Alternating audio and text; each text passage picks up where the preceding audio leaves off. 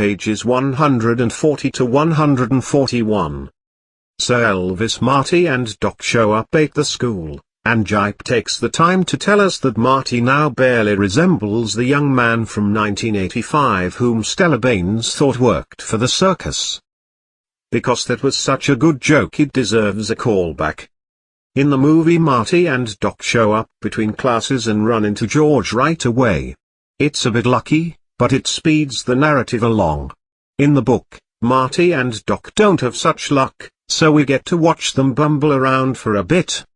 As they're walking into the school, there's this weird moment where Marty looks at Hill Valley High and says, "It looks brand new." And the book pedantically tells us that actually, it was built during the later years of the Great Depression. This is important because otherwise we would think a fictional building was brand new, and that'd be bad. And Doc is big into public infrastructure, so he gets mad and says acidly that maybe your generation didn't take very good care of it.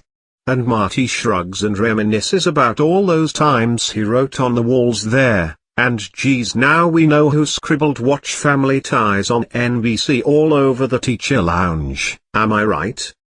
Doc describes his plan. Introduce your parents to each other and nature will take its course. And Marty says it might not be so easy because his dad is a real prototype nerd. Which is weird, but whatever. And Doc hates nerds too, because as soon as he hears that George is a nerd, Doc says, "Don't do it for him. Do it for yourself." So screw nerds. So Marty and Doc walk into school and spot Lorraine running into a classroom, and Marty's about to go in after her when crappy Doc finally realizes his plan is, kinda crappy. "It's better if you don't go into the same class," Doc Brown suggested. "The teacher won't know who the hell you are. My first notion of having you really go back to school isn't practical, I guess." Yep. So instead they decide to find where George McFly is and spend 20 minutes, literally, the book tells us how long, wandering around, seeing what they can accomplish, and systematically peering into each classroom. Then after all that they realize George's classroom is actually just a few doors over after all. There's still 10 minutes to wait. High school classes are 30 minutes long in 1950s America, I guess. So they stroll a few paces back over to Lorraine's classroom and look inside again, and yep, she's still there. I hate to leave you with a cliffhanger, but this compelling narrative continues. Right now, page 142. Like in the deleted scene from the movie, Marty and Doc notice Lorraine is cheating on a test. This picture I've chosen does not feature cheating, but it does feature 50s Lorraine on a 50s car, so I'm pretty sure we can all deal. "She has your eyes," Doc says to Marty out of nowhere, and then zings him with, "and eyes for someone else's paper too." Hi-oh. Look forward to a callback to this little joke in 50 pages. Not really. So Doc's said that Lorraine is cheating, and then Marty looks in the class and says, "My God. She's cheating." And in case you were like, "Man, I don't know if she's cheating," the book's narrator pops up and agrees with them both and says, "It indeed appeared so." So if you don't think she's cheating, now you've got two major characters and the narrator to convince, so wow man, good luck.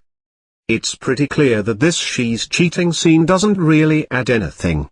We already know Marty's mom is different than how she tells her kids she was, and we'll see more of that later too. So I can see why they cut it from the movie, but it does mean that we missed out on this. "I can't believe Mum would do that," Marty whispered. "Why not?" Doc Brown countered. "She's an ordinary human being, isn't she?" Yeah Doc, why not cheat? We're all just ordinary human beings here, right? Doc goes on to say philosophically how everyone has a selective memory and is dishonest and seedy, which makes me think Doc needs to get better friends because mine are nice. And then our two heroes wander back to George's classroom just as the bell rings. As his father got up, Marty was doubly impressed with his nerdish qualities. I don't have much to say about the phrase nerdish qualities except that I love it. In case you're wondering, all you need to have doubly impressive nerdish qualities is shirt tail out, hair poorly combed, papers falling out of a 3-leaf binder. What Gipe means is 3-ring binder or loose leaf binder or even 3-ring loose leaf binder here, but knowing what things are called is hard, I guess. And that's all the description we get of George here, which is frankly disappointing.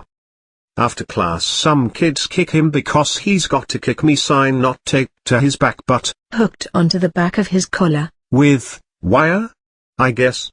And oh man, another cliffhanger for you guys. Just as George McFly was about to be kicked by another student, a familiar figure suddenly appeared on the scene, snatching the sign from his shirt and showing it to him. Yes, my favorite strict man is back.